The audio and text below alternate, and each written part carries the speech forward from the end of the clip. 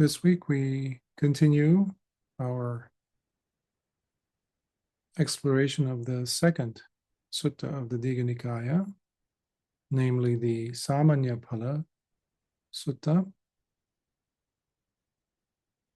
where we saw last week King Ajatassatu, who had killed his own father, King Bimbisara, after a long time of hesitation, finally approaching the Buddha,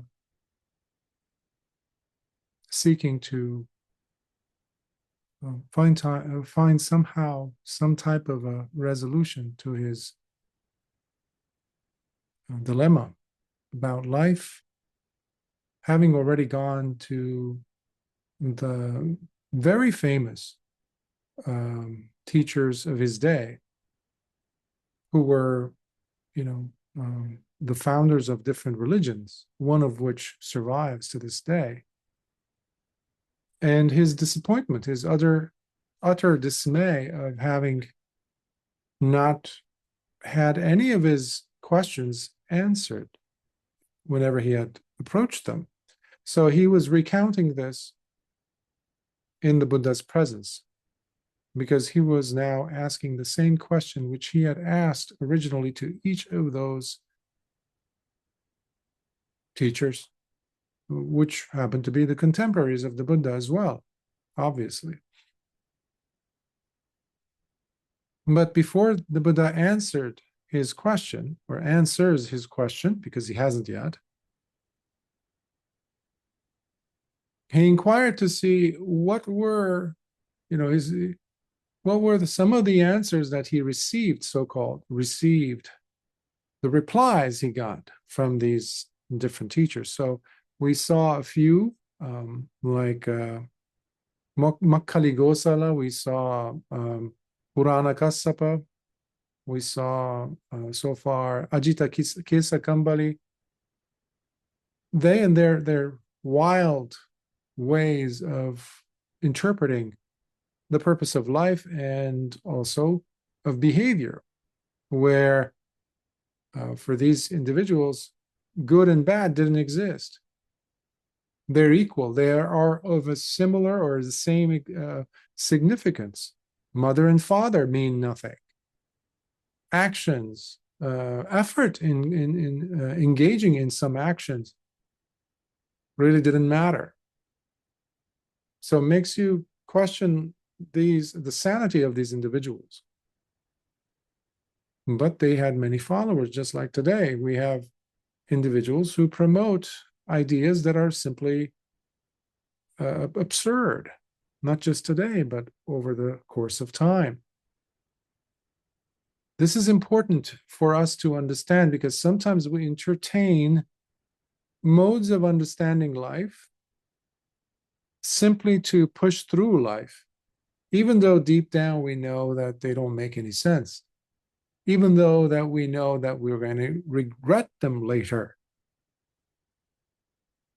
This is called avidya, which is willfully we ignore. We keep ourselves in delusion for the sake of acting out something, simply because we have the means. There is the push, there is the drive, there is the desire, and because we keep thinking in a certain way. So then we look for ways to justify that action that is about to be done by us, whether it's a thought, speech, or action, physical. So here we're seeing some of the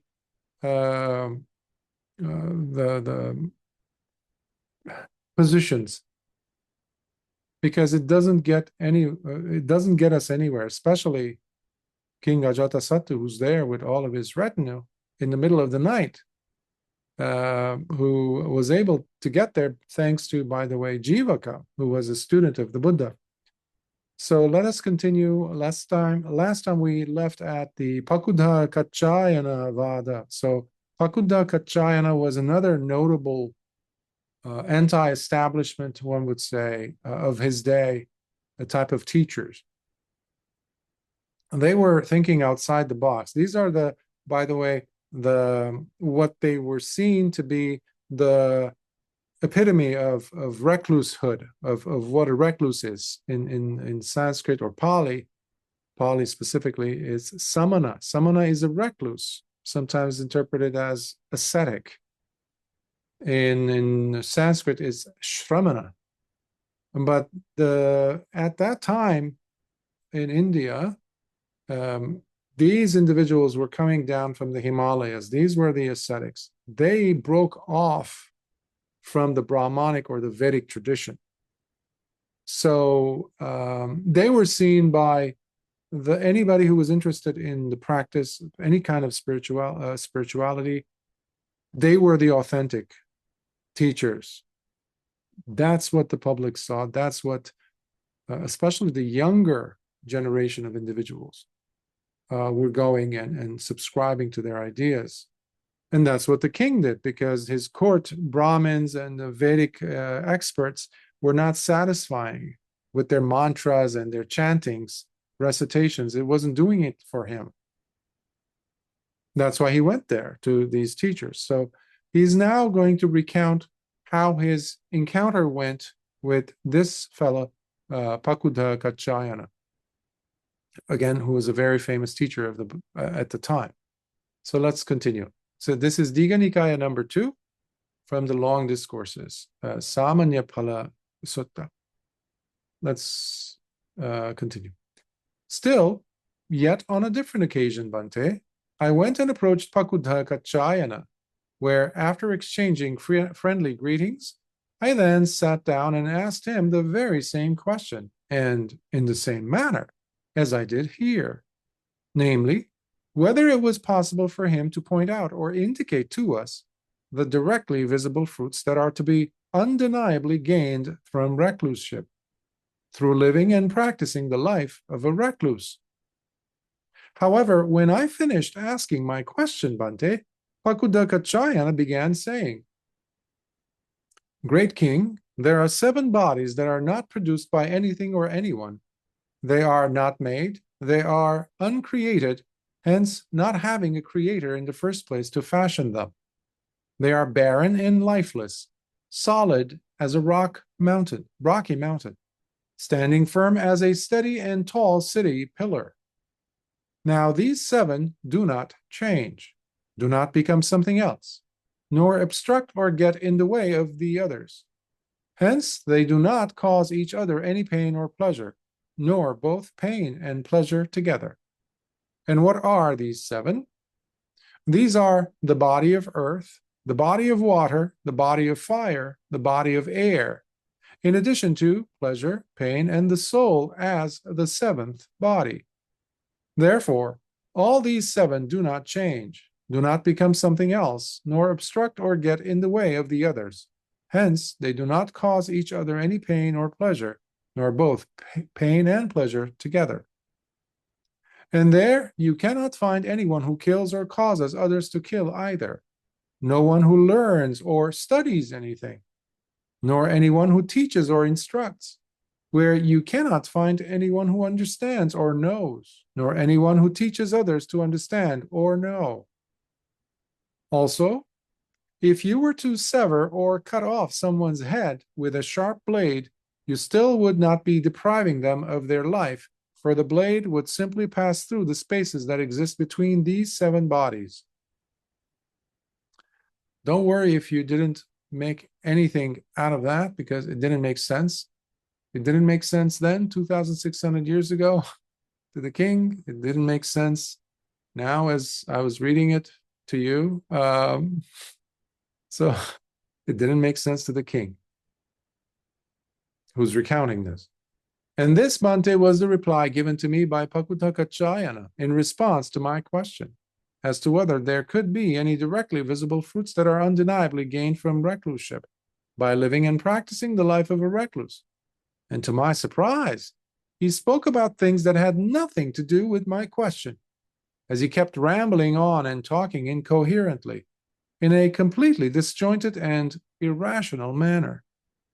Bhante, it was just as if someone was asked a straightforward question, say, about a mango, but instead, the other replied by speaking about breadfruit.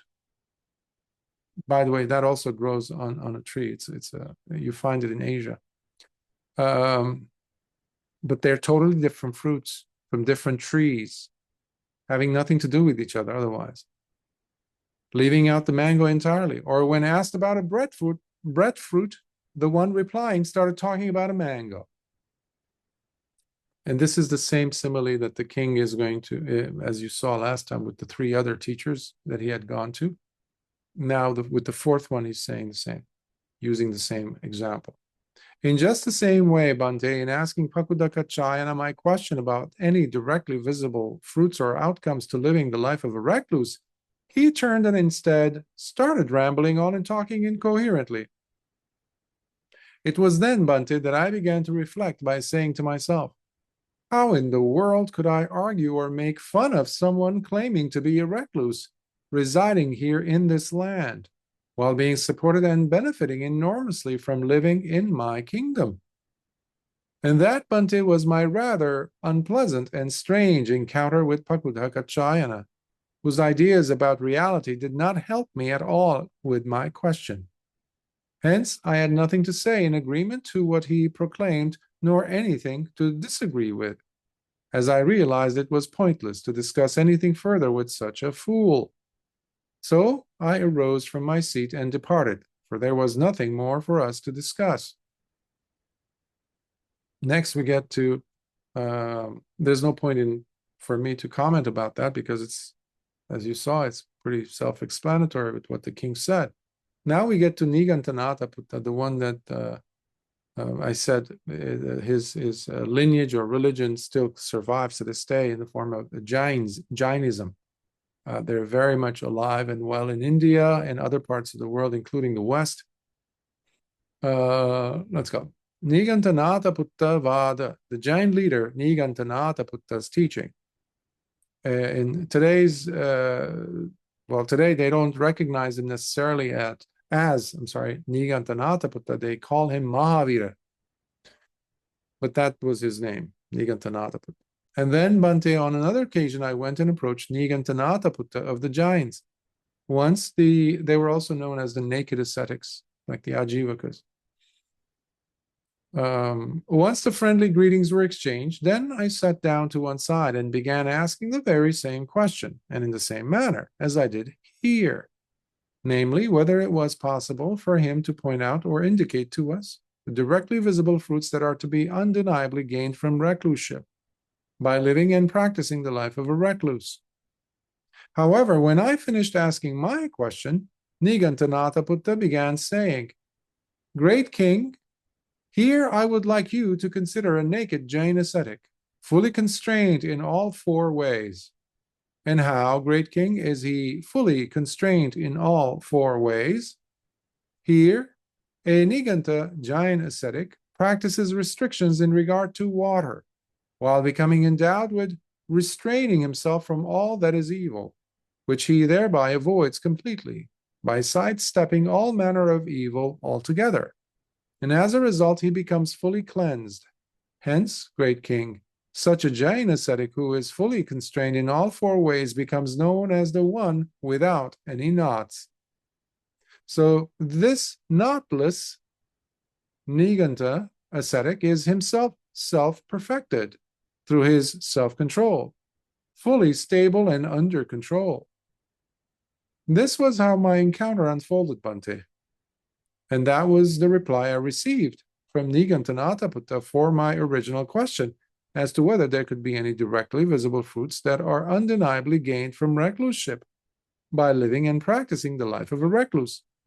And there too, the so-called answer that was provided had absolutely nothing to do with my question, as he kept rambling on and talking about his doctrine of constraining oneself in the 4 ways. Bhante, it was just as if someone was asked a straightforward question, say about a mango, but instead the other replied by speaking about breadfruit, leaving out the mango entirely. In just the same way, Bhante, in asking Niganthanataputta my question about any directly visible fruits or outcomes to living the life of a recluse, he turned and instead started babbling about his idiotic doctrine of constraining oneself in the 4 ways. It was then, Bhante, that I began to reflect by saying to myself, how in the world could I argue or make fun of someone claiming to be a recluse, residing here in this land, while being supported and benefiting enormously from living in my kingdom? And that, Bhante, was my rather unpleasant and strange encounter with Niganthanataputta, whose ideas about reality did not help me at all with my question. Hence, I had nothing to say in agreement to what he proclaimed, nor anything to disagree with, as I realized it was pointless to discuss anything further with such a fool. So I rose from my seat and departed, for there was nothing more for us to discuss. I'll cover whatever comes up later because I want to go through this section. That's why I'm not commenting at all much on these, because I'm eager for us to start the section where the Buddha is actually beginning to answer. But now we get to the number 6, which is Sanjaya. Sanjaya, by the way, was the teacher of both Upatissa and Kolita, who became Venerable Sariputta and Venerable Mahamoggallana, the 2 chief disciples. They were students of his, but they were fed up, basically, by his theories and ways of explaining, which follows the 62 views that we covered in the Brahmajala Sutta, the 62 wrong views. So all these that we are going through were proponents of one or more of those wrong views, by the way, which we covered in the first sutta of the Digha Nikaya several weeks ago. So Sanjaya Belataputta Vada, Sanjaya Belataputta's teaching. Furthermore, Bhante, on yet another time, I went and approached Sanjaya Belataputta, where after having exchanged greetings and courtesies with him, I sat down and proceeded to ask him the very same question, and in the same manner as I did here, namely, whether it was possible for him to point out or indicate to us the directly visible fruits that are to be undeniably gained from recluseship through living and practicing the life of a recluse. However, when I finished asking my question, Sanjaya Belataputta began saying, "Great King," so this is numbered because it's very difficult to keep track with his thinking, if we can call it that. 1. If you were to ask me whether there is another world somewhere, I would then say yes and agree with you. Or whether there isn't another world somewhere, I would then say yes and agree with you. 3. Or whether there is or there isn't another world somewhere, I would then say yes and agree with you. Again. 4. Or whether there neither is nor isn't another world somewhere, I would then say yes and agree with you. 5. Or whether there are beings that are spontaneously born, I would then say yes and agree with you. 6. Or whether there are no such beings that are spontaneously born, to which again I would say yes and agree with you. 7. Or whether there both are and are not beings that are spontaneously born, to which I would again say yes and agree with you. 8. Or whether there are neither are or nor there aren't any beings that are spontaneously born, to which I would again say yes and agree with you. 9. And if you ask me whether there are indeed fruits or results as consequences of good and evil actions, I would agree with you and say yes. 10.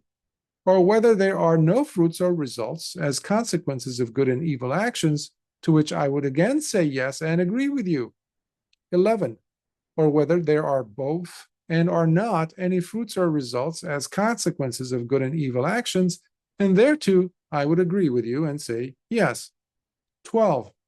Or whether there neither are nor there aren't any fruits or results as consequences of good and evil action, to which I will again agree with you and say yes, too. 13. And if you ask me as to whether the Tathagata exists somewhere after his death, then I would agree with you and say yes. 14. Or when you ask whether the Tathagata does not exist after his death, then I will agree with you and say yes. 15. Or whether the Tathagata both exists and does not exist after his death, then I will agree with you as well. 16. Or when you ask whether the Tathagata neither exists nor does not exist after his death, then I will again agree with you and say yes to you. However, great king, In providing to you my answers, you must know that I do not put it like this, nor do I claim it to be that way either. And I definitely do not say that it is a combination of both, or lay it out in a way where it is none of those things either. However, in putting it thus, it does not mean that I am claiming it to be some other way, or that it could somehow, in fact, neither be this nor that either. Complete hogwash. The language of politicians, by the way, and most attorneys, lawyers, and journalists, actually, reporters.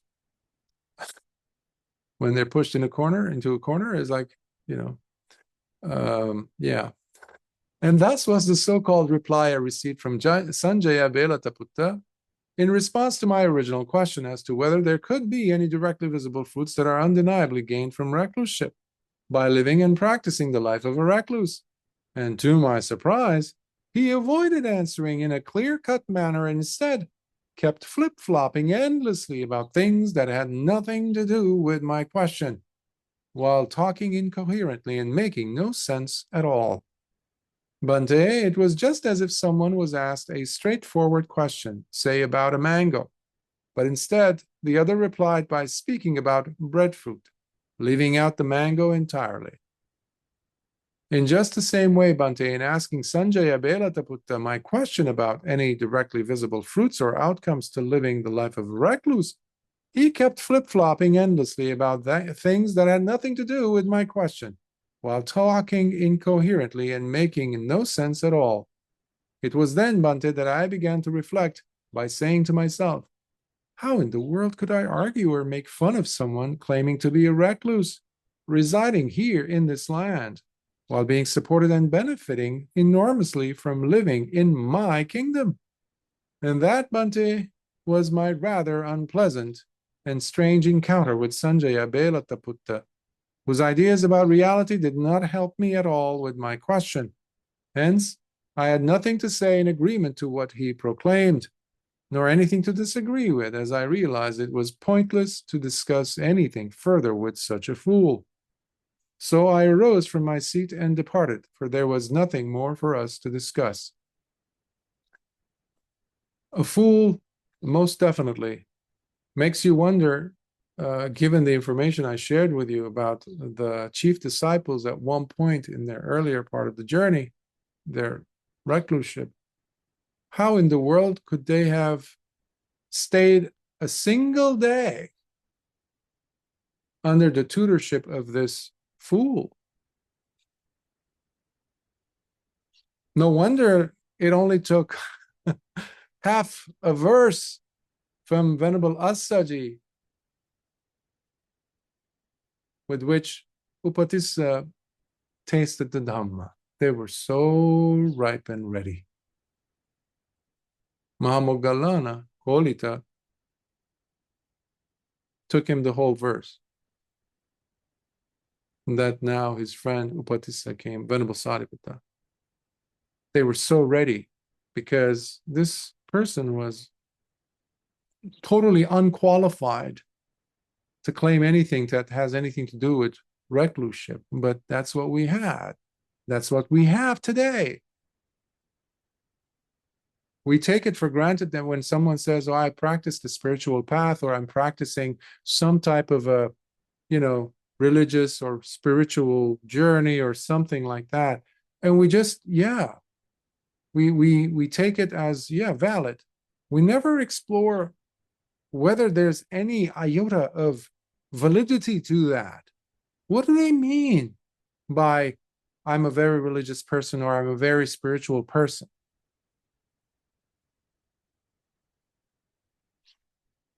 Any idiot could say that, and has been saying that throughout this world's history, apparently. There's so much nonsense. That's why when the Dhamma's light shines, those who have eyes quickly come to it, because they're done with stupidity. And we just saw a sample of what that means. Now we get to the fourth section of the Sāmaññaphala, the sutta. This one is the title is the actual title of the sutta. Sāmaññaphala. Phala means fruit. Sāmañña, Sāmañña is the reclusehood or recluseship. So the fruits of recluseship. First, Patama Sandittika Sāmaññaphala, the first part, which we kind of covered, but this is contextually more relevant to this sutta, this setting, this background that we have seen with King Ajatassatu asking. The other ones that so far we covered were obviously Brahmajala. We've covered Puttapada, for example, where we see the same structure in a sense, where the Buddha goes through the sila, the breakdown of sila, and the three categories of it.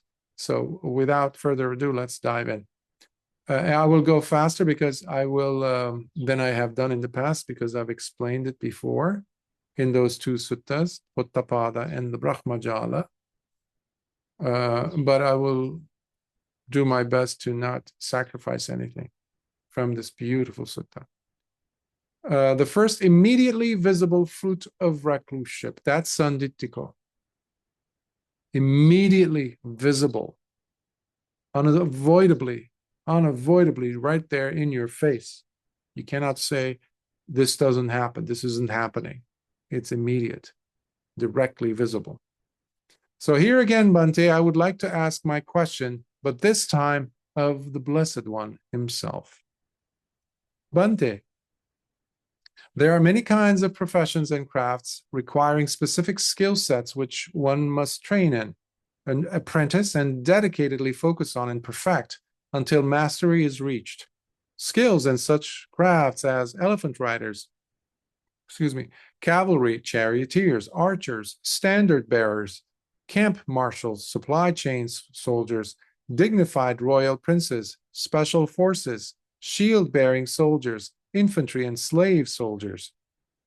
Also, professions that require years of practice and expertise, such as bread makers and bakers, chefs and cooks, carpenters and stonemasons, builders and jewelers, carvers, painters, bead and garland makers, fabric dyers, embroiders, basket weavers, potters, accountants and mathematicians, laundrymen, as well as all other crafts for which a specific set of abilities is required. Now, aside from their obvious required skills and specific attributes that one must first possess in order to become a master at them, each of these crafts and professions also brings with it its own set of outcomes that are its unique and inevitable fruits, whereby one sees here and now, in this very life, the resultant benefits and the very merits of having engaged and practiced these respective professions and their skill sets. So the proof is in the pudding. So if the person is working as a carpenter, working on building a table, for example, at the end of that task, you have a table. If it's a jeweler, carving or piece of, cutting diamonds or something like that, or making a piece of jewelry, at the end, you have a necklace, done, finished, ready to be worn by someone. That's an outcome. That's, in a sense, sanditthiko. It's undeniable proof that this task, this profession, produces a specific result. So pragmatic, so real, so relatable for us. Thus, having gained the fruits of their labor, that is, the outcome of one's dedicated efforts, individuals engaging in these various crafts and professions come to enjoy a life that is both happy and fulfilling, becoming self-reliant and supremely confident in whatever profession or craft they happen to be a master of or a skilled apprentice. In this way, they are able to support their parents, their wives and children, their friends and relatives, whereby many people, in addition to themselves, reap the positive effects of their efforts and professional prowess, having thus gained so many advantages in life because of the fruits of their professional skills. These individuals then open-handedly provide generous gifts to all recluses, religious practitioners, and Brahmins. I love the thoroughness of his question, because he's bringing the whole society into the picture, into the question. He's saying, with all that effort, they first have to learn and master the skill set.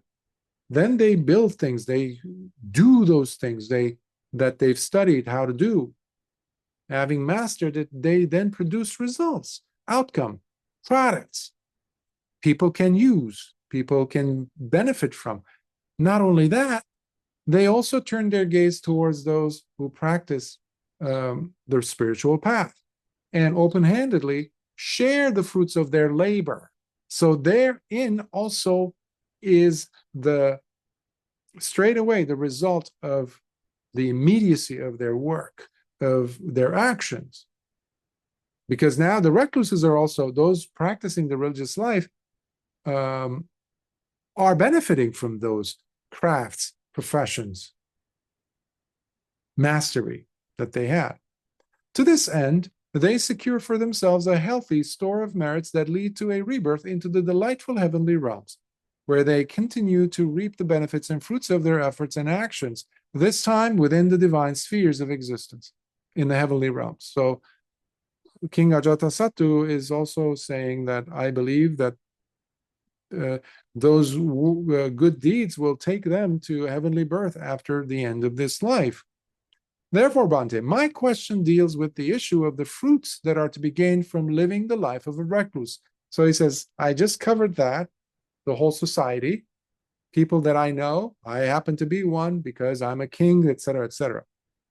But what are the benefits of, basically, and not in a disrespectful way, but what are the benefits of you, those who practice reclusehood? What could be the benefits? Because apparently his treasure houses and his food stalls or kitchen was always open for all these Brahmins and religious practitioners. They would get gold, and especially the Brahmins. So he's showering these individuals, these samana, with gifts, and he's seeing what that does. But what about their task, their work? What does that have? What is the benefit? Thus, compared to the fruit of the labor a householder gains from the trade or profession one engages in, thereby earning one's own livelihood, what are the fruits of the labor of a recluse who strives in living the holy life? Bhante, could you please help me understand by clarifying as to what might be those directly visible fruits and outcomes gained from recluseship, those specific advantages and uniquely beneficial outcomes that are observable right here and now in this very life, being the direct results of truly living the life of a recluse? Before I continue with Lord Buddha's reply, I want to share with you my own trepidation, or not the word trepidation, but my curiosity when I first came across the sutta years ago. And why would a king be interested in the fruits of recluseship, especially a king like this, who killed his own dad? Why would he be interested to know? Like, it's like night and day almost. Like, what is the connection? Why would he be? Is he pretending? Is he trying to? What is he doing? Why would he need to know this? But then you have to bring in that ghost-like figure into this, Devadatta, the one who tried to kill the Buddha, the one who was behind Ajatassatu killing his own dad. He was the provoker.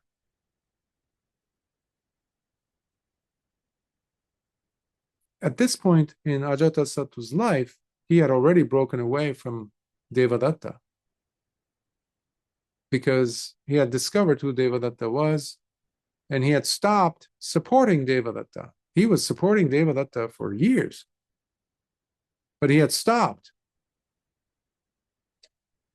If you put yourself in King Ajatassatu's position and you look at the situation and his own sense of guilt, of course, that's always there, like his shadow he's carrying with him of killing his own dad who loved him,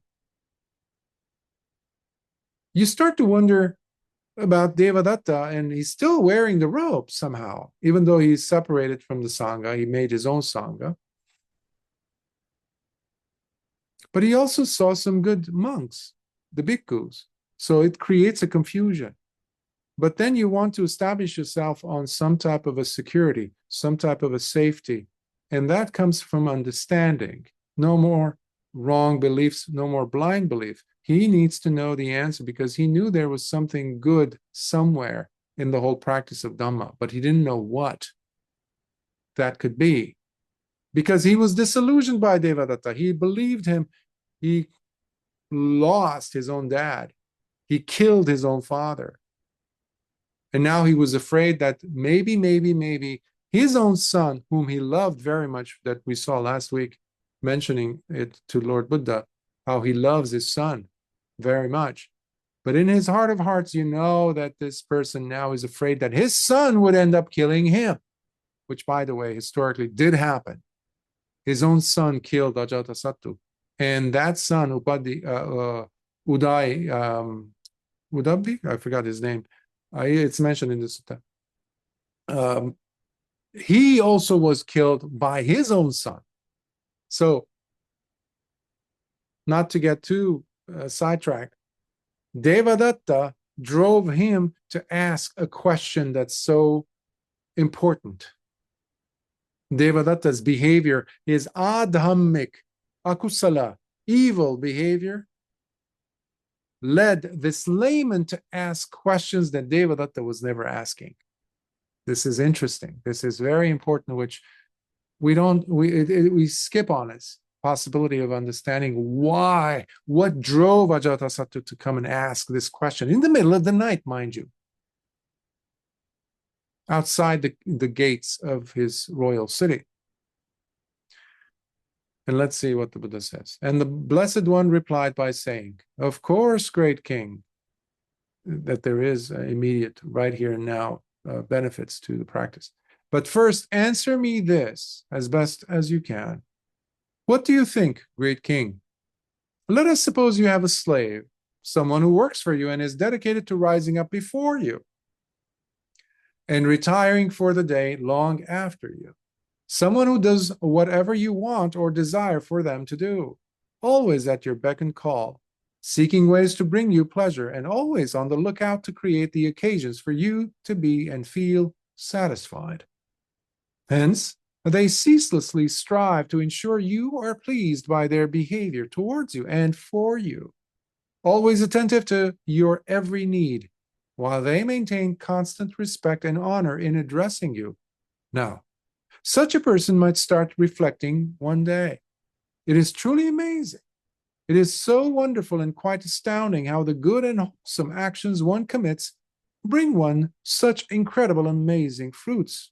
After all, here we have King Ajatassatu, who, just like me, happens to be a human being. Yet, behold the glory and majesty that King Ajatassatu enjoys. He is truly and fully provided with all that his five senses could possibly want or need to gratify themselves with, as though he were a deva, in fact. Meanwhile, I happen to be just a slave that he owns under his employment and service, where I must rise up early every morning, long before he has opened his eyes, and retire by going to sleep after a long day, again, much later than he has already fallen asleep. As his slave and servant, I do whatever he wants or desires for me to do, always at his beck and call, as I seek ways to bring him pleasure, always on the lookout to create the occasions for him to be and feel satisfied. Hence, I ceaselessly strive to ensure that he is pleased with my behavior towards him and for him, always attentive to his every need, while I maintain constant respect and honor in addressing him as my Lord and King.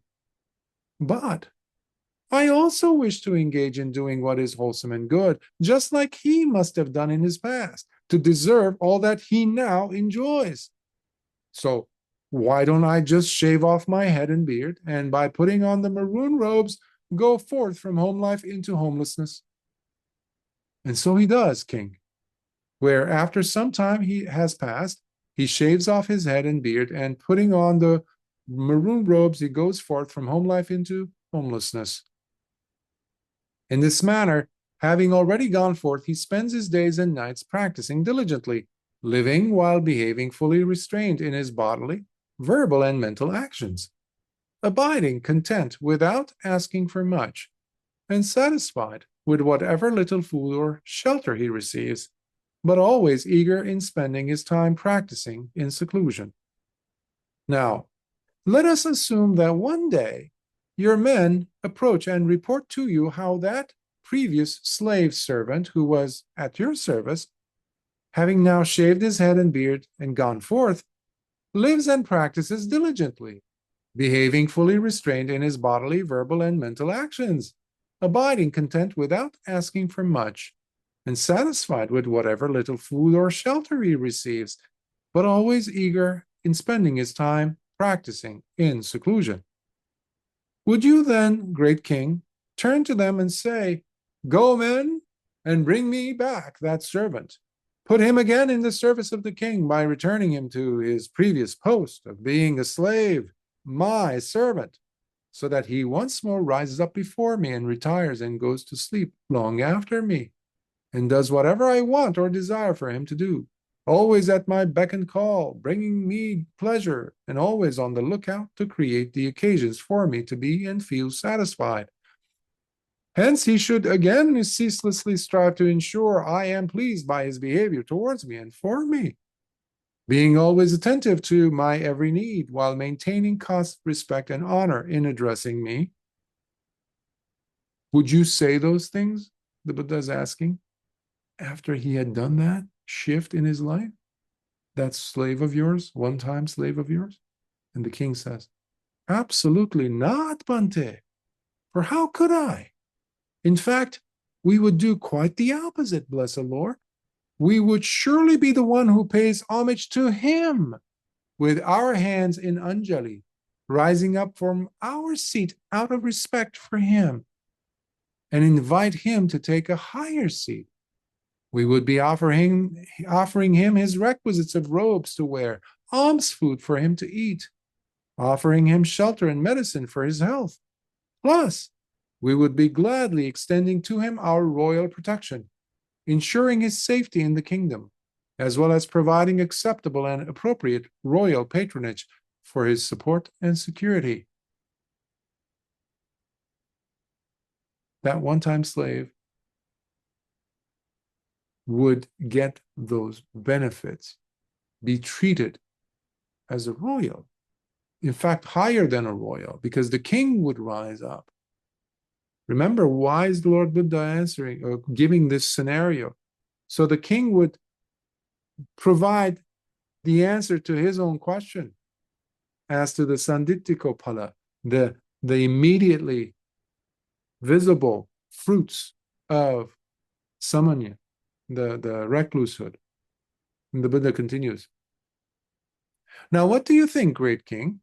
Given what you just considered and stated in just in such a manner, would you then reckon that this would be a beneficial outcome that is observable right here and now, in this very life, being directly the result of truly living the life of a recluse? That would certainly be a visible fruit, blessed Lord, a veritable fruit of living the life of a recluse indeed." "Herein, great king," the Buddha answers, "is therefore the first of many fruits which I just declared to you, a true and undeniable benefit and outcome gained by living the life of a recluse, the first immediately visible fruit of recluseship that is observable right here and now." King Ajatassatu thought that he wasn't even going to get a single example of the fruit to be gained from living the life of a recluse, and Lord Buddha just gave him a hint that this is only the first. There's more to come. Wait and see. And here's the next one. Dutiya Sandittika Sāmaññaphala, the second immediately visible fruit of recluseship. And is it possible to point out for us, this is the king. He's eager to hear the second fruit. Is it possible to point out for us, Bhante, another directly visible fruit or outcome that may be gained from recluseship, another specific advantageous and uniquely beneficial outcome that is observable right here and now in this very life, being directly the result of truly living the life of a recluse? And the Blessed One replied by saying, "It surely is possible, great king. But first, let me ask you this, and you may answer in whatever manner you might like. What do you think, great king? Let us suppose you have a farmer, a householder, who works diligently while paying his taxes to the court, and thus keeps supporting the royal treasure.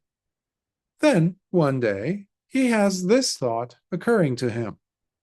It is truly amazing. It's so wonderful and astounding how the good and wholesome actions one commits bring one such incredible and amazing fruits. After all, here we have King Ajatassatu, who, just like me, happens to be a human being. Yet, behold the glory and majesty that King Ajatassatu enjoys. He is truly and fully provided with all his five senses could possibly want or need to gratify themselves with, as though he were a deva, in fact. Meanwhile, I happen to be just a farmer, a mere householder, who works diligently while paying his taxes to the court, and thus keeps supporting the royal treasure. Well, I too wish to commit actions that are both wholesome and good, just like he has done in his past, to deserve all that he now enjoys. So why don't I just shave off my head and beard, and by putting on the maroon robes, go forth from home life into homelessness?" And so he does, where after some time has passed, he gives up whatever possessions he may have accumulated, whether large or small, walking away from his family and friends, whether they are a small circle or a large one. Thus he shaves off his head and beard, and by putting on the maroon robes, he goes forth from home life into homelessness. In this manner, having already gone forth, he spends his days and nights practicing diligently, living while behaving fully restrained in his bodily, verbal, and mental actions, abiding content without asking for much, and satisfied with whatever little food or shelter he receives, but always eager to spending his time practicing in seclusion. A moment here. Notice the Buddha does not stop at the Bhikkhu having shaved his head and beard and put on the robes. He doesn't stop there and then go ahead and say, and then he starts receiving the accolades, this and that, the respect, the veneration, the anjalis, and the gifts and gifts and gifts and requisites. He doesn't say that. After the person becomes a bhikkhu, there are a list of things that have to happen to embody what this person just undertook, the life of a bhikkhu. The Buddha continues on by saying he spends his days and nights practicing diligently, behaving fully restrained in three ways: in his mind, in his speech, in his bodily actions. And whatever he happens to get, he's contented with it, because they all support. It's a matter of a need. It's not a matter of a want. So superimpose that to how the Bhikkhu Sangha has been living its life over the course of time, even at his Lord Buddha's time. Again, Devadatta serves as a perfect example. He was not doing any of those things, but he was enjoying. I say this because many people have misunderstood this sutta. They pick the superficial layer, the part where the Buddha says about that slave who switches roles, I guess, shaves his head and beard, and becomes now respected. The farmer who stops giving taxes, pays the tax, stops paying them to the king, and because he's now a bhikkhu. No. There's more to the ordination than any of those things that people look at as the rewards. Unfortunately, those superficial things have become the reasons why individuals have been ordaining, the veneration, the gifts, expansion of resources, properties, temples, accolades, veneration. No, the Buddha is talking about what the bhikkhu really represents. So we have to come from there and not look at the mere act of any monkey can do that, shaving the head and beard and wearing robes. That's not ordination. That's not what the Buddha is highlighting, pointing out. And that was not what King Ajatassatu himself, person who committed patricide, that's not what he is acknowledging. That's not what he's respecting. Because Devadatta is left in his dust, in the trail of his, he's left all the way back behind him. He's forgotten. He's in oblivion now. For him, the king. And the Buddha continues, let us assume that one day your men approach and report to you how one of your subjects, a farmer who was a householder and who used to work diligently and paid his taxes to the court. So the same thing plays out here. So the Lord Buddha, back then it was the slave, now it's because it's a refrain. That's why I'm trying to paraphrase. So the king's men will come and report to you that there was this farmer who's given up and now taken on the robes and living diligently. Now, would you then tell them, go men, bring him back, bring that farmer back, that householder who worked diligently while paying his taxes to the court, who thus kept supporting the royal treasure? Absolutely not, Bhante, for how could I? In fact, we would do quite the opposite, blessed Lord. We would surely be the one who pays homage to him with our hands in anjali, rising up from our seat out of respect for him and invite him to take a higher seat. We would be offering him his requisites of robes to wear, alms food for him to eat, offering him shelter and medicine for his health. Plus, we would be gladly extending to him our royal protection, ensuring his safety in the kingdom, as well as providing acceptable and appropriate royal patronage for his support and security. And what do you think about this, great king? Would you then consider this to be also a beneficial outcome that is observable right here and now in this very life, being directly the result of truly living the life of a recluse? Truly, Bhante, that also would surely be a visible fruit, blessed Lord, a genuine outcome of living the life of a recluse indeed. Here for you, then, great king, is the second of many fruits which I just declared to you, a true and undeniable benefit and outcome gained by living the life of a recluse, the second immediately visible fruit of recluseship that is observable right here and now. Next, we get to the Panitatara Sāmaññaphala, many more excellent fruits of recluseship. So that was the second one. He came in just for one, but he's curious now because it's like opening up the floodgates of benefits and rewards. And is it possible to point out for us, Bhante, a directly visible fruit or outcome that is gained from recluseship that is far more advantageous than the previous two already mentioned, one that is even a more uniquely beneficial outcome that is observable right here and now, in this very life, being directly the result of truly living the life of a recluse? And the Blessed One replied by saying, it surely is possible, great king. Now listen carefully and closely, pay attention to what I shall say. Now he's not asking for the king to respond. Yes, Bhante, King Ajatassatu replied. And the Blessed One continued instructing while speaking. Here, great king, a Tathagata finally appears in the world, the Arahant, the perfectly self-awakened Buddha, endowed with sublime knowledge and supremely pure conduct, the well-gone, the knower of worlds, the incomparable tamer of those to be tamed, the teacher of gods and humans, the enlightened and blessed. Having already realized himself with his direct, higher understanding of the true nature of existence, just as it really is in this world, full of devas, maras, brahmas, along with its recluses, brahmins, and religious practitioners. The Tathagata then teaches the Dhamma that is beautiful in its beginning, beautiful at its middle, and beautiful in its end. The Dhamma that is full of meaning, balanced in its expression and phrasing. Thus he declares and reveals to all beings the completeness and purity of the holy life.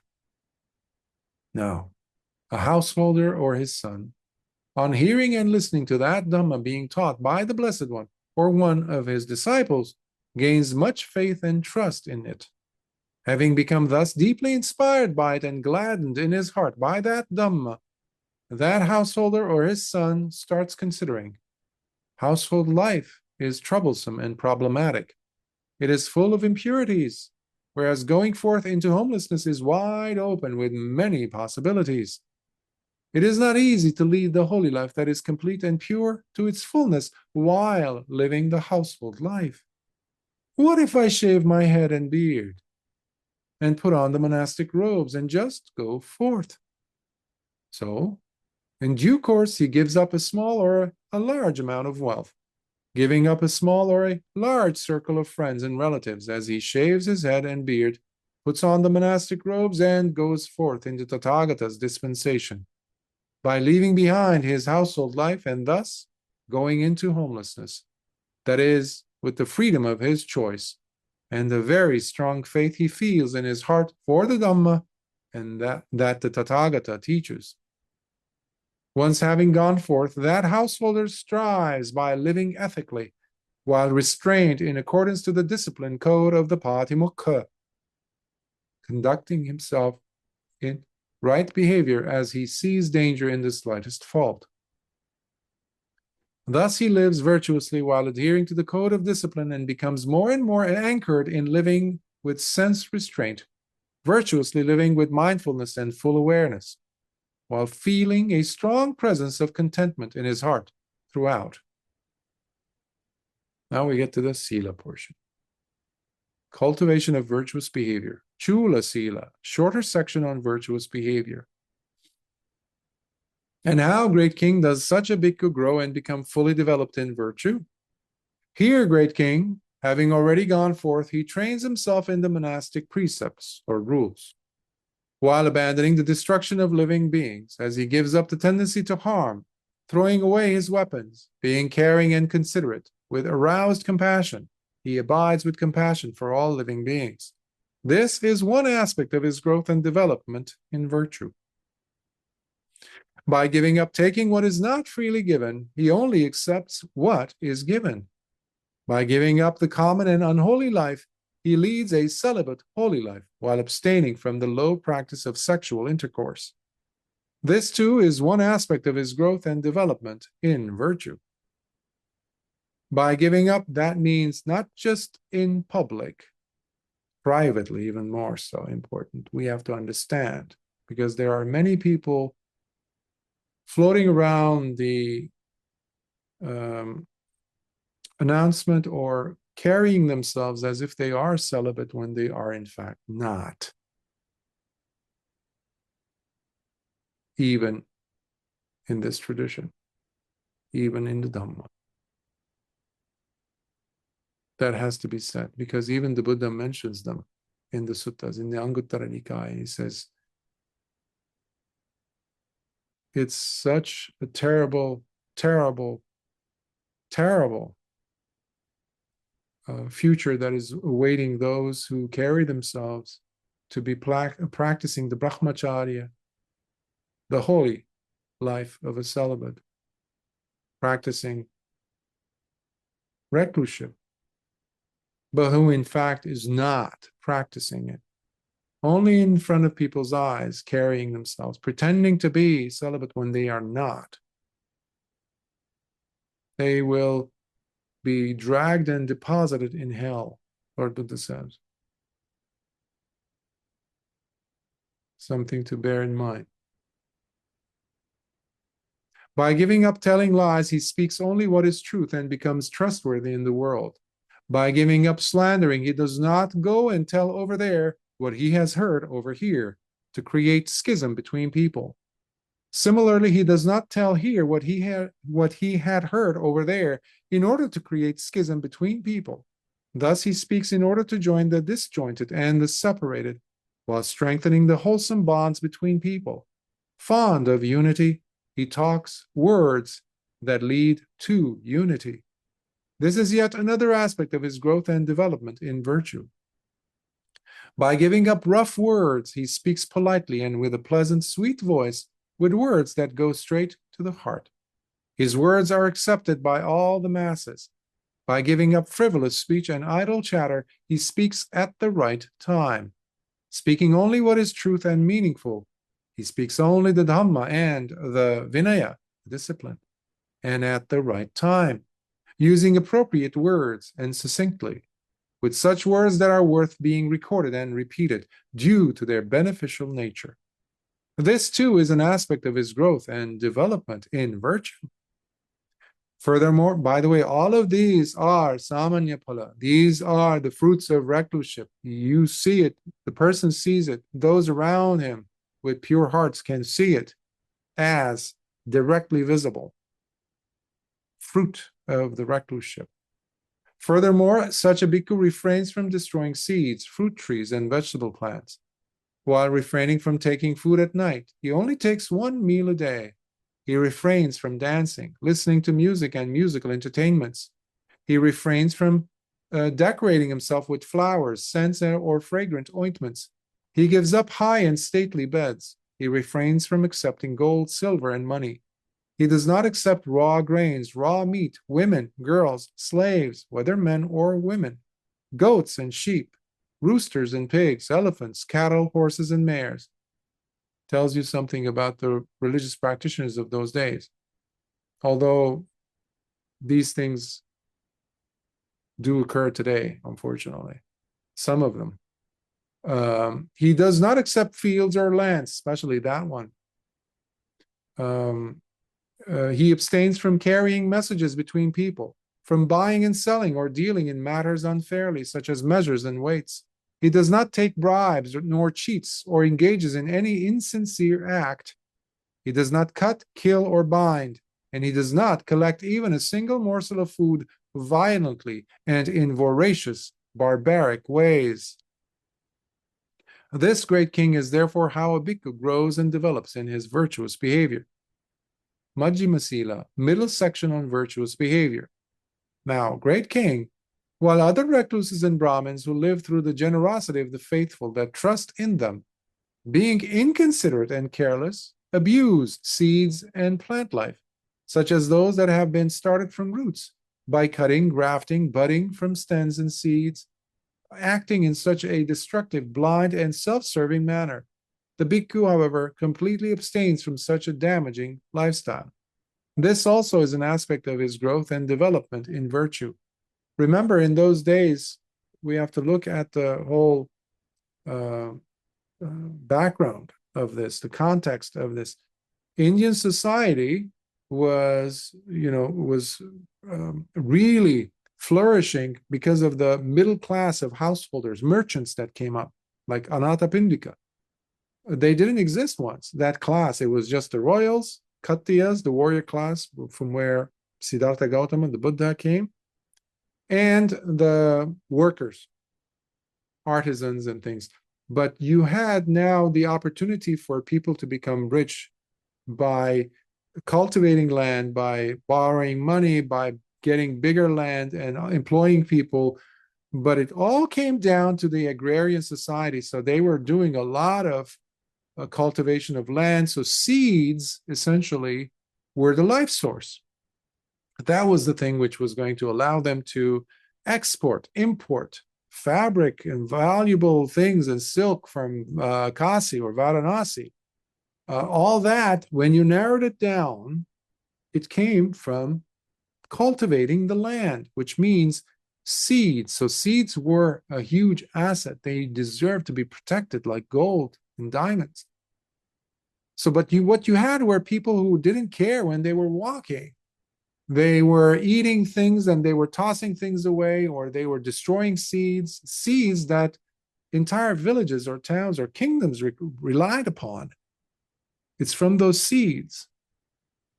When you really put away this technology, this AI, this robotics, all this, technology stuff, when you shut down the electricity, you're stuck with the land and the weather. What are you going to do? How are you going to support yourself, your family? How will you eat?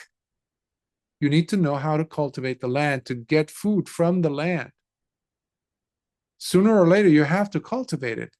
When the animals around you that the person goes and hunts and things run out or run away, you have to come up with ways to get food, seeds. They were a very highly prized commodity, but people were destroying them. People did not care much for animals and plant life. You had bhikkhus who were going into not just bhikkhus, by the way, who would go into a forest and they would chop down trees to build huts, kutis. Excuse me. They didn't care who was living on that tree, human or non-human. I mean, devas or non-devas, like birds and squirrels, or even devas living there with their entire families. Metta Sutta should come to mind. Anyhow, let's go on. Now, great king, while other recluses and Brahmins who live through the generosity of the faithful that trust in them, being inconsiderate and careless, go on greedily hoarding and storing food when others struggle to survive.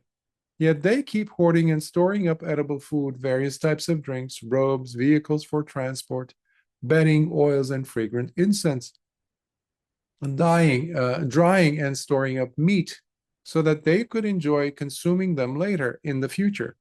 And so while these individuals choose to live in such a greedy, blind, and self-serving manner, the bhikkhu, however, utterly and completely refuses to do so, abstaining from such a damaging lifestyle entirely. This also is an aspect of his growth and development in virtue. Remember, you becoming a bhikkhu or a recluse is not going to bring in those virtues either.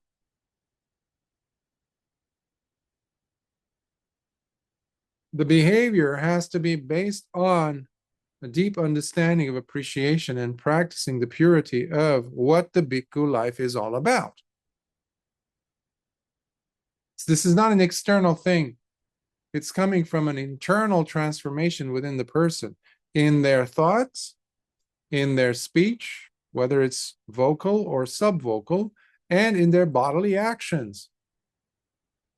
Before the person becomes an actual hoarder, physically, taking, and hiding the stuff, the food, the gifts, they have already been hoarding in their mind.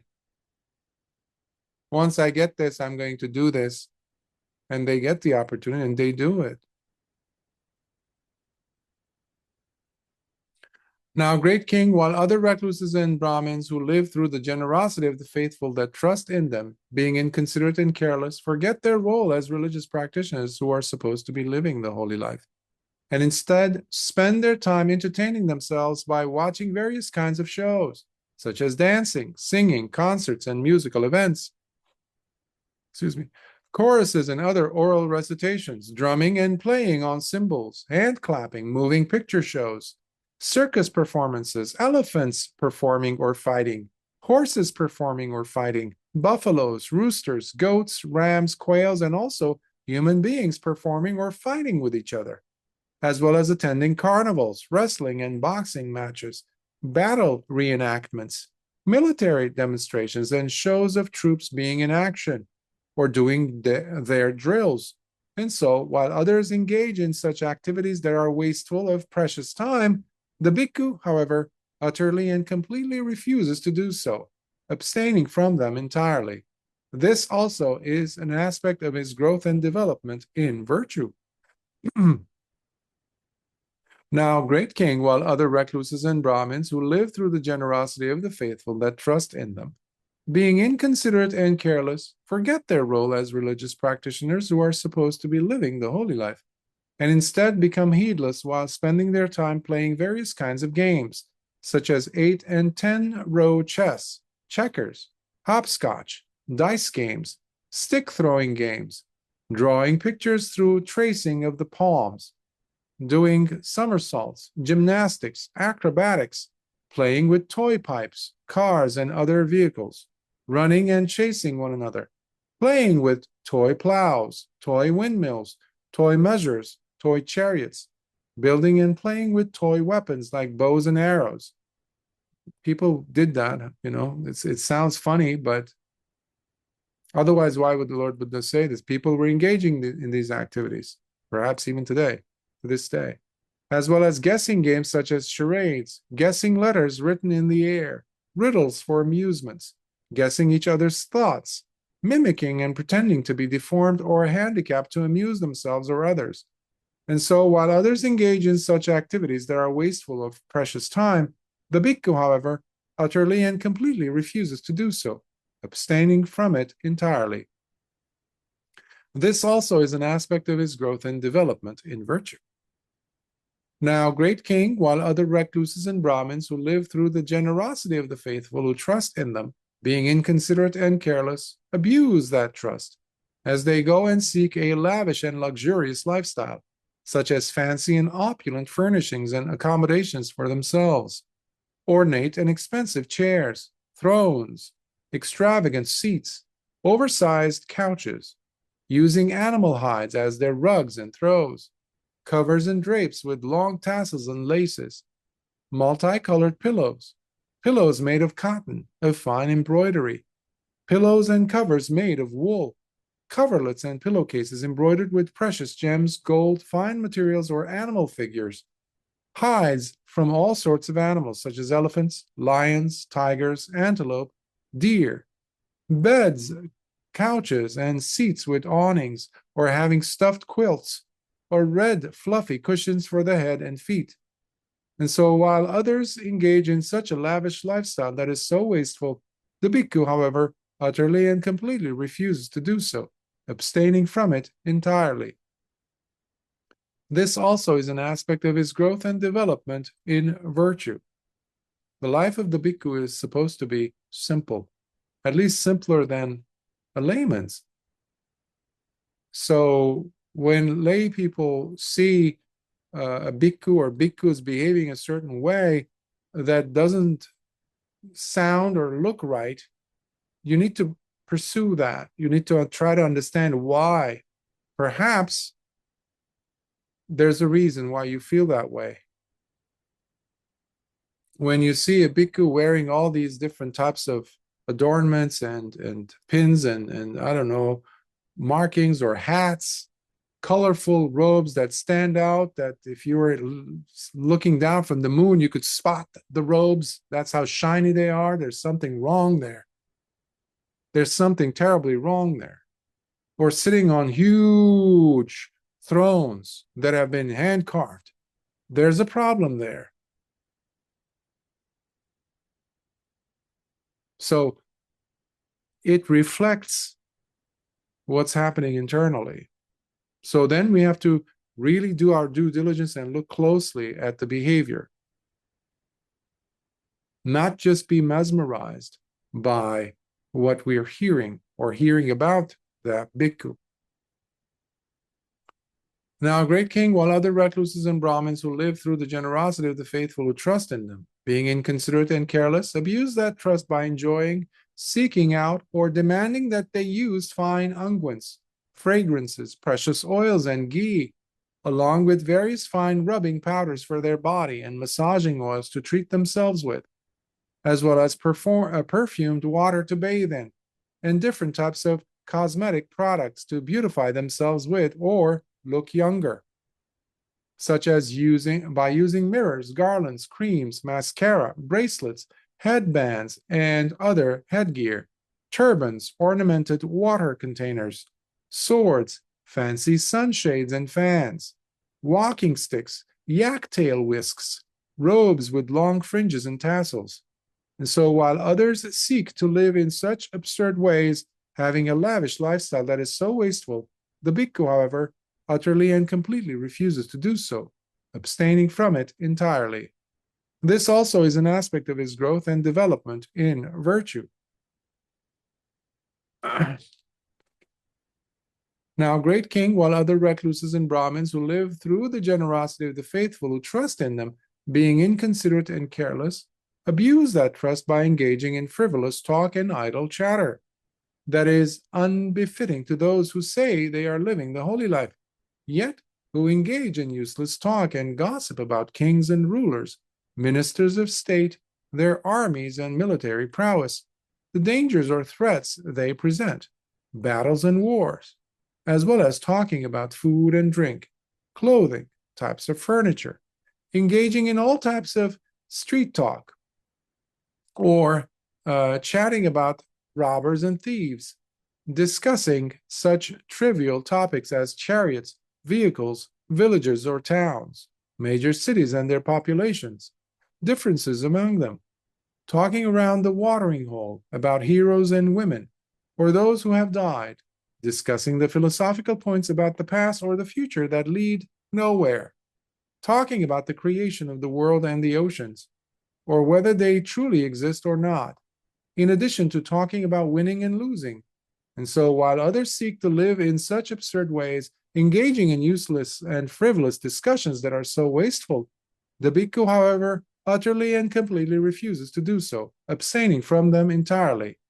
This also is an aspect of his growth and development in virtue.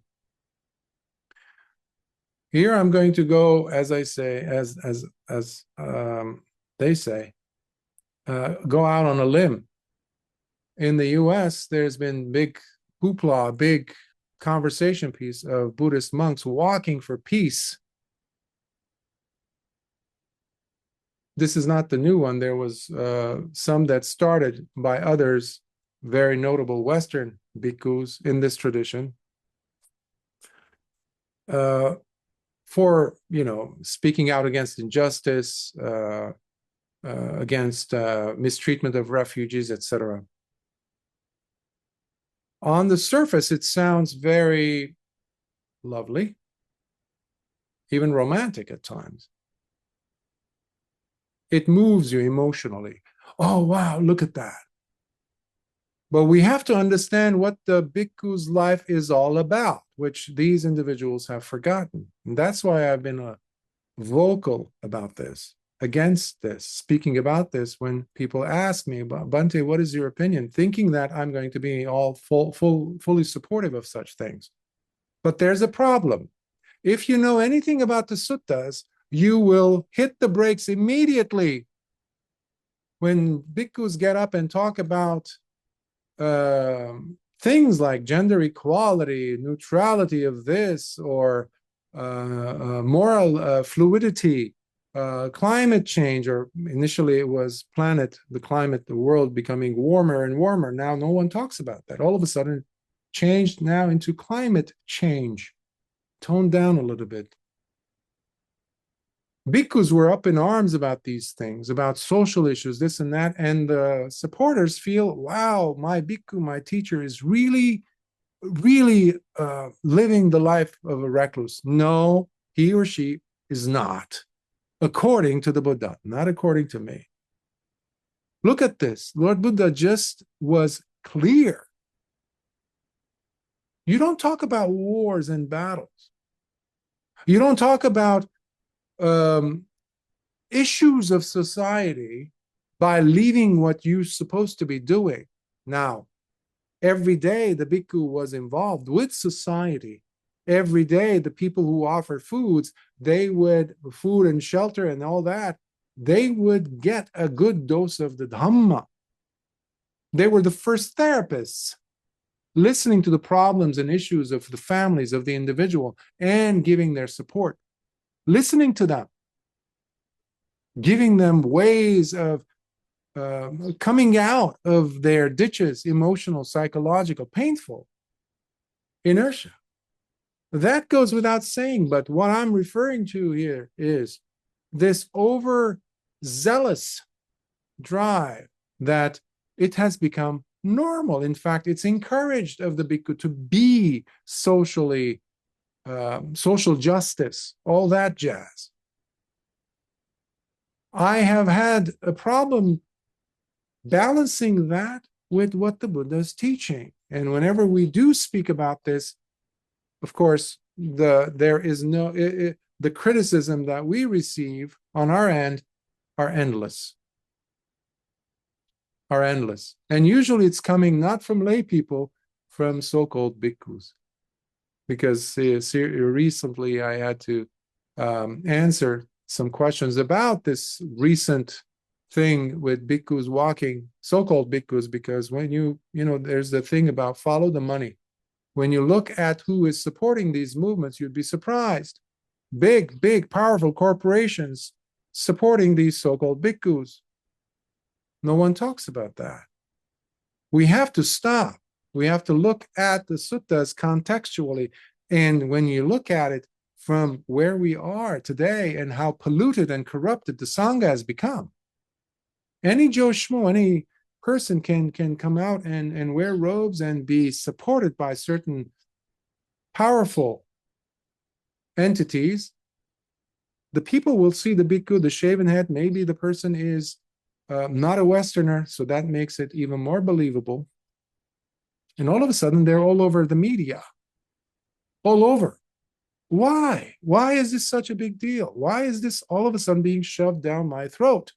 Nobody asks these questions because not enough people know the suttas or care enough to know. This is another reason why the Dhamma is polluted currently. So we have to stop jumping into the bandwagon of these social justice things, which many of the world famous so-called bhikkhus are all about, it seems. And when they go down that road, they're dragging their supporters with them, and they're dragging the teachings of the Buddha down the drain with them, gaining much, accruing much demeritorious results for themselves. Nobody seems to be considering these things. That's why our focus here is to go back to the suttas and truly make our judgment call based on what the Buddha really said about such behavior. So there is no justification for bhikkhus to burn themselves as they've done in Vietnam and other places, thinking that they're actually trying to relive what the Venerable Dabba Malaputta did at the time of the Buddha, in honor, in respect of the Buddha, because he had reached the point. He was an Arahant. These individuals don't realize that. In the 70s, when you had some Vietnamese Zen monks in Vietnam burning themselves alive, you had pictures of them. But I was always curious when I saw, in my teenage years, I saw the image. I was so broken to see such a thing. But you see how the monk who is burning, half of his body is in flames. He's sitting there while his students and supporters have made a circle, and one of his students poured a gallon of benzene or gasoline and lit it. Half of his face is squinting. He's in pain. Where do you think he ended up? Hell. Of course, this is a shocker for supporters of such ideas. Oh, look how that's a bodhisattva. That's nonsense. You are practicing the path of Mara, plain and simple, has nothing to do. The Buddha never encouraged us to go ahead and burn ourselves. The example that they use for Venerable Dabba Malaputta, he was a master of the fire kasina. When he was a kid, already he attained Arahantshiip during his ordination. During his ordination, he attained Arahantshiip. None of these people who are going and burning themselves or telling other people to burn them have any clue about the path, the Magga, let alone the Phala or Nibbana Supreme. It's all sensationalism through and through, and that's what today's culture is all about. Here, the Buddha is bringing us back to what matters, to the real bhikkhu. Not this walking for peace nonsense. and then going and neutralizing, apologizing for the teachings so that you can be accepted by others, other cultures and other traditions. You are paving your way to hell, my friend. That's what it is. Now, great king, while other recluses and Brahmins who live through the generosity of the faithful, who trust in them, being inconsiderate and careless, are adamantly passionate about debating and winning in arguments more than striving to live the holy life, as they go on claiming. You definitely do not understand this doctrine and discipline. I, on the other hand, thoroughly understand this doctrine and discipline. At best, your understanding of it is quite pathetic, whereas my understanding of it goes deep. Plus, you are practicing it all wrong, unlike me, who knows how to practice. You are not consistent either, whereas I am very consistent. Also, what should have been said first, you spoke at the very last. Meanwhile, what should have been spoken last, you said first. Anyhow, whatever you thought you were defending or claiming has been already defeated and debunked. So might as well just admit you're done for and vanquished. Go and work on your theories, and perhaps you could salvage some of it. You are caught and have no way out of this argument with me. These are all statements that the Buddha had heard, and you see him here and there in the suttas. People would try to demolish each other through arguments to gain more following, to gain more support, as if they were nearing closer and closer to the truth by doing so. Far from it. And so while others waste living the holy life by such damaging, absurd, and useless activities, the bhikkhu, however, utterly and completely refuses to do so, abstaining from them entirely. This also is an aspect of his growth and development in virtue. Now, great king, while other recluses and Brahmins who live through the generosity of the faithful who trust in them, being inconsiderate and careless of their true position as supposed religious practitioners, start engaging in taking messages back and forth, serving as go-betweens between kings and rulers, ministers and other heads of state, warrior princes and other nobles, Brahmins, merchants, and other householders and their youths, meanwhile running errands for them and doing their bidding, while being directed thus: come here, go there, take this there, bring that over here, etc. And so, while others waste living the holy life in such foolish and damaging ways, the bhikkhu, however, utterly and completely refuses to do so, abstaining from them entirely. This also is an aspect of his growth and development in virtue. There's this section, we'll do this and we'll stop for today, which will complete the Majjhima Sila portion, the middle.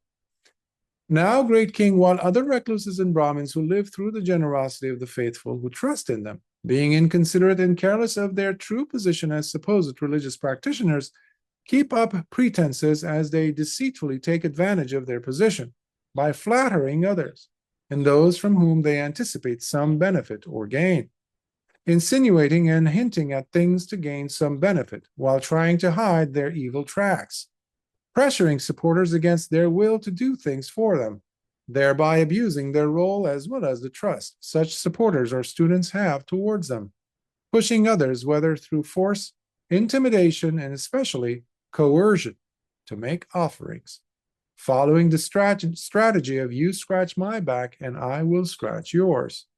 That's my way of putting there. Lord Buddha didn't say those words exactly, but the gist of it is presented best in the English phrase that I just shared. In addition to lying about their practice and spiritual attainments. And so, while others seek to live the holy life through deception and false pretense in order to gain some benefit or influence over others, the bhikkhu, however, utterly and completely refuses to do so, abstaining from them entirely. This also, great king, is an aspect of his growth and development in virtue. Sadhu, sadhu, sadhu. We stop at Mahasila, which is the greater section of on virtuous behavior, which we'll continue starting next week. My health permitting, of course. The world status permitting, of course. The best place, the best temple for the Dhamma to survive is your life. That's the place. The Dhamma can never be destroyed, mind you. Lord Buddha says, whether Tathagatas come or go, or they do not appear, the Dhamma is always there. But when we're living at a time when the sasana, the Dhamma that Lord Buddha discovered, that's what the Tathagata does. He discovers it.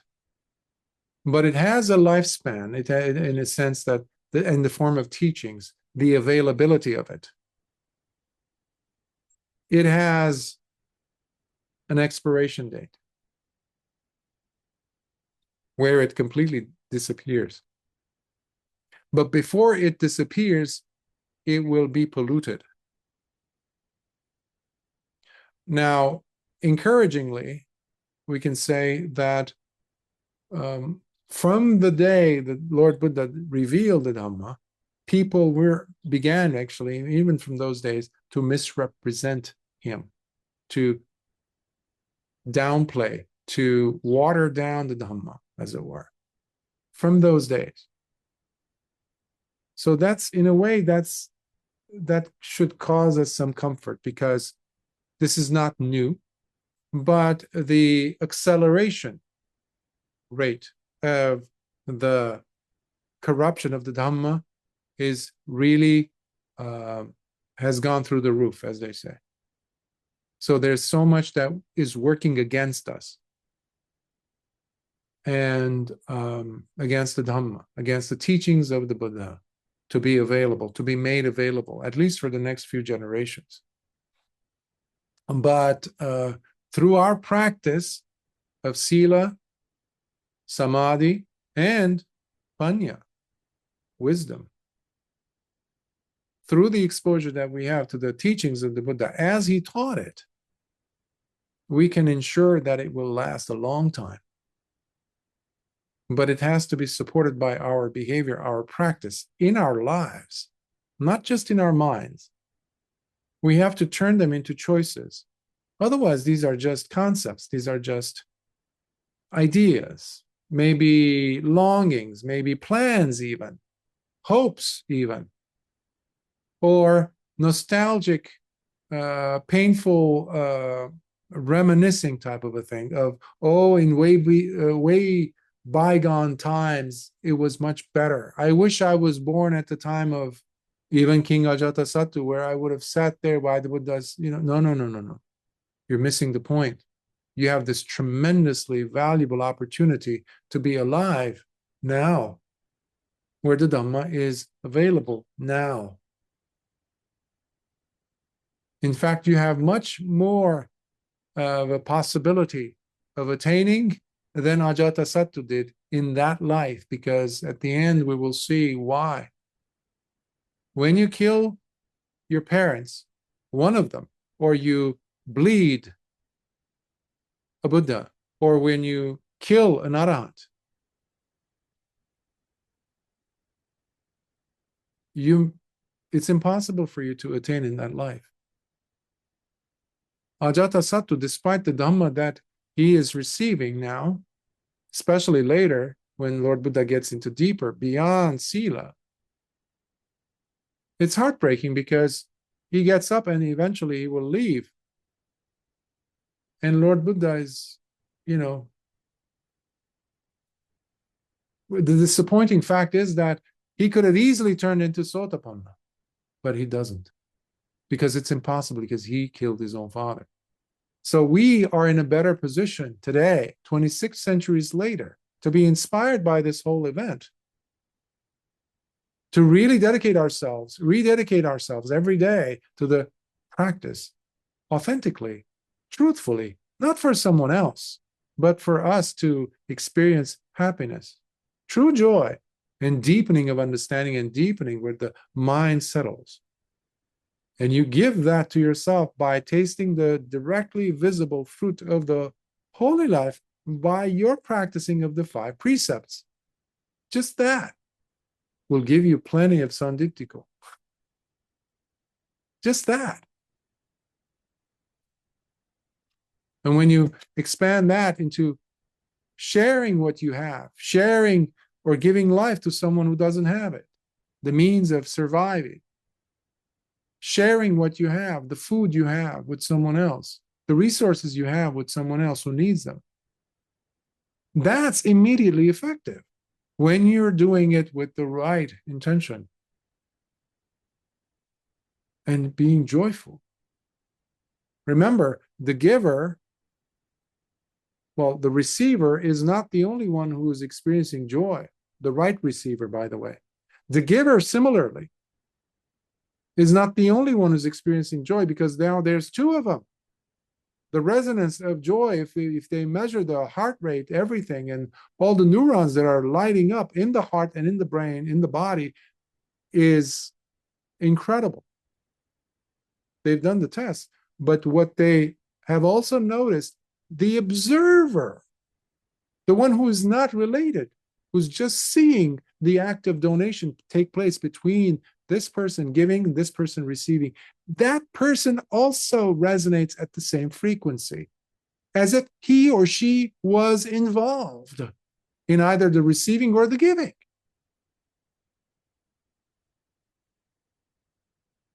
It's like diamond with so many facets, endlessly brilliant. Light travels through, it's so dense. It's beautiful. So that's an immediately effective outcome of living the life of a recluse. Remember, recluseship does not mean, like I've said last time, just with shaving the head and the beard and wearing robes. No, that's not recluseship. If you were listening to today's talk, you know that's not that important. It's a state of mind. Reclusehood is a state of mind. You could be making 6 figures, 7 figures, I don't know how many figures, salary, but your heart is in the right place. You might be uneducated, you might be in the lower rungs of social status, but you're living such a beautiful life. You're connected with your heart.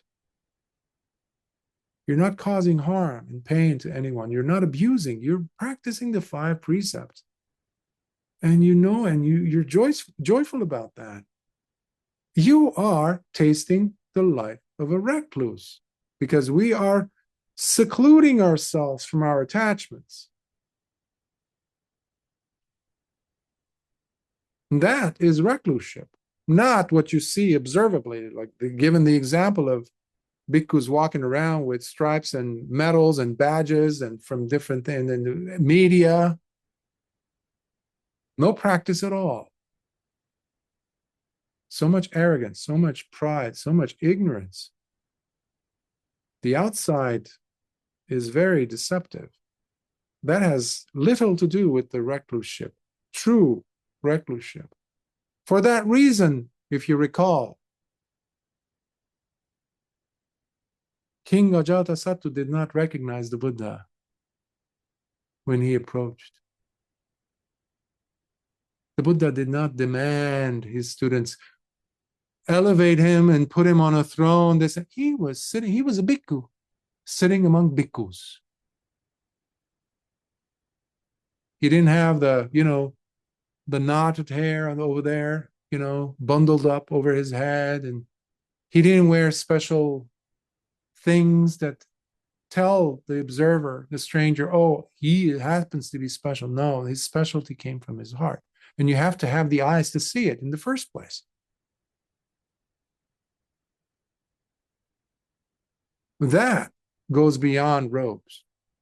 That is the spirit of recluseship as far as we're concerned here now, 26 centuries later. Because this is not a sutta about the bhikkhu. I need you to, again, reaffirm that to yourself.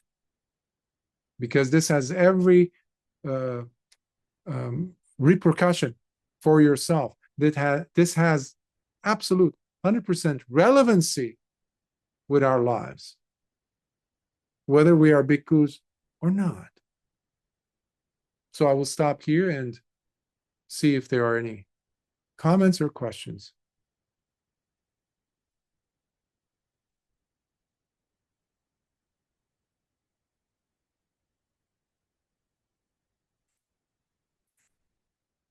Nobody's raising their hand. Okay. If there are none, let's transfer some merits. Akasatha chabumata deva nagamahidika punyantang anumoditva chirang rakhantu lokasasanam.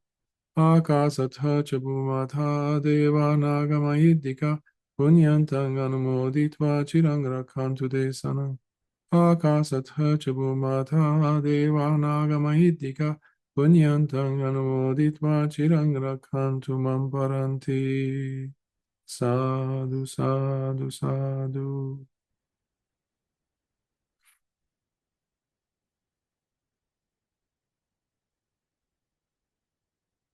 May your practice grow in its expansion, in its depth. May you courageously go forth despite the fear of the unknown. But may the faith and love you have in the Dhamma, the saddha that you have in your heart, may it grow countless times. But it requires your decision making.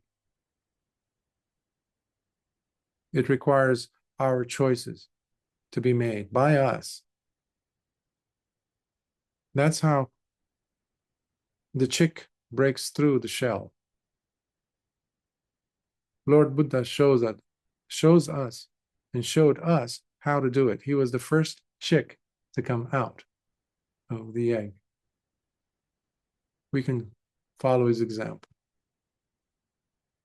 So, until next time, Sukhi Hotu.